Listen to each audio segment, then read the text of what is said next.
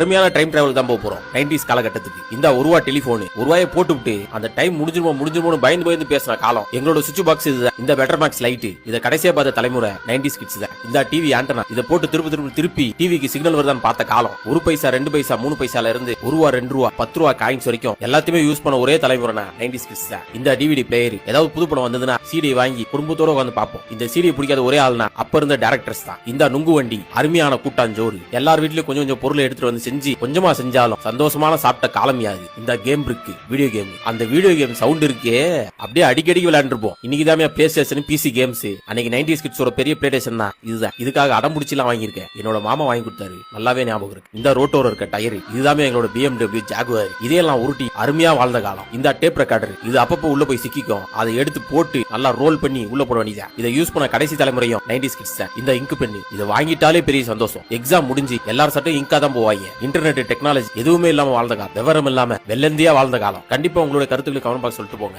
எல்லாரும் கமெண்ட்டை நான் படிச்சு பாக்குறேன்.